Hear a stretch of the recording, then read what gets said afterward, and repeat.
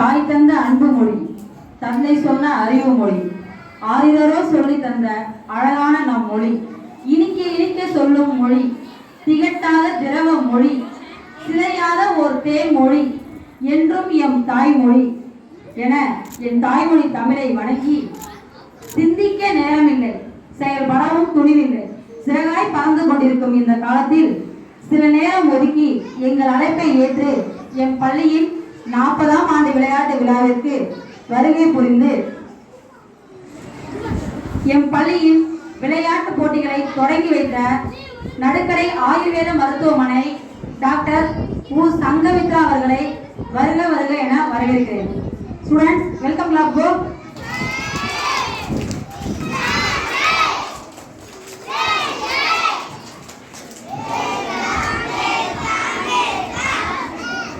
M பள்ளியின் விளையாட்டு வீரர்களுக்கு பரிசு வழங்க வந்துள்ள சென்னை உயர்நீதிமன்ற வழக்கறிஞர் திருமிகு ர அருண்மொழி அவர்களை வருக வருக என வரவேற்கின்றேன். ஸ்டூடெண்ட்ஸ், வெல்கம் கிளாப் கோ.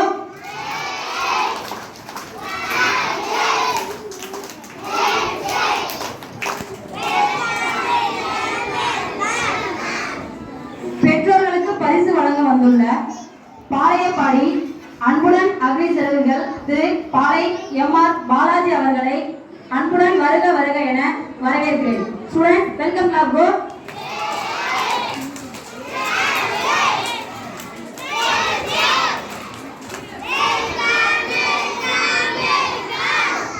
என் பள்ளியின் விளையாட்டு போட்டியின் முன்னிலை வகிக்கின்ற என் பள்ளியின் தாளாளர் திருமதி கண்ணகி கலைவேந்தன் அவர்களை வருக வருக என வரவேற்கின்றேன். ஸ்டூடெண்ட்ஸ், வெல்கம் கிளாப் கோ.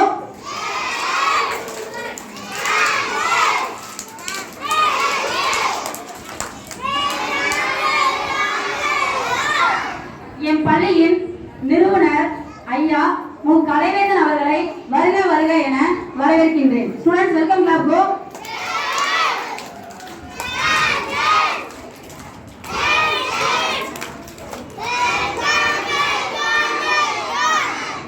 என் பள்ளியின் விளையாட்டு வீரர்களை தேர்வு செய்ய வந்துள்ள அவ்வை மழலையர் மற்றும் தொடக்க பள்ளியிலிருந்து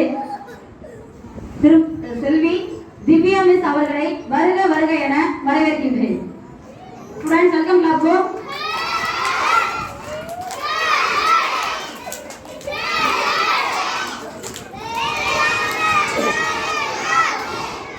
மேலும் என் பள்ளியின் பெற்றோர்கள், மாணவர்கள், என் பள்ளியின் ஆசிரியர்கள், ஜே ஸ்டுடியோ அனைவரையும் வருக வருக என மேலும் இன்னொரு முறை இருகரம் கூப்பி வருக வருக என வரவேற்கின்றேன். Students, welcome clap go.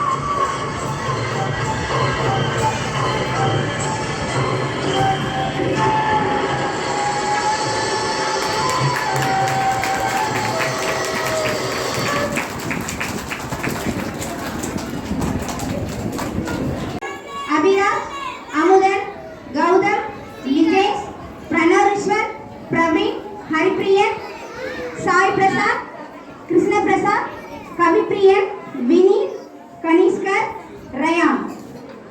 Welcome to go.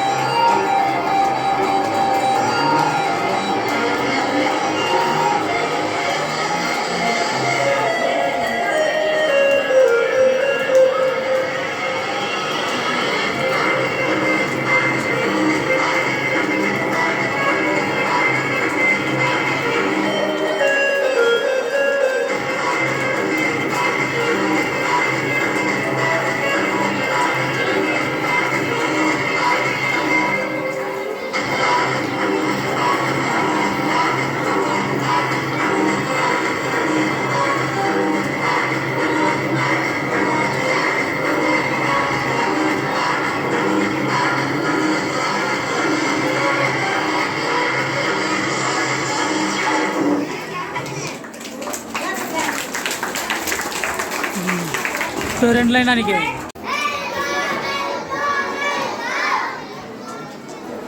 Three clap go. அப்படியே இருக்கும் சார், அப்படியே இருங்க.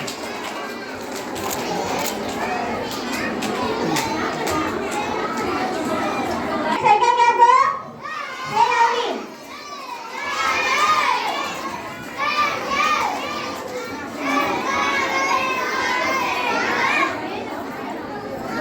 சார் அப்படியே பெற்றோருக்கு பரிசு வழங்குதல். முதல் பரிசு ஆரம் Vishwa parent. Come to the stage. Second standard parent. மூன்றாவது பரிசு third standard Kavin parent. Please come to the stage. அப்படியே இருக்கும். Students second class go. அப்படியே இருக்கும். கொஞ்சம் சேர்ந்து வாங்க. அப்படியே அப்படியே இருக்கும். அப்படியே அப்படியே இருக்கும்.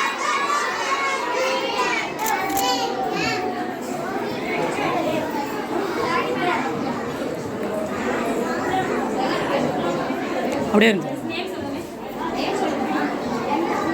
என் நவீன். அக்கா second prize second standard N Naveen parent.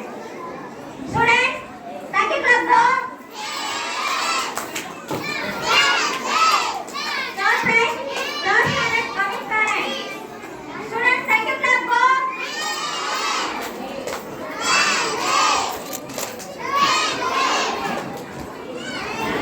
Second class கோ.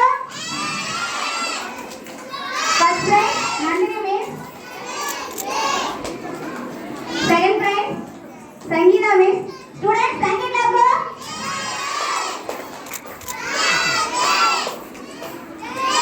Second clap go.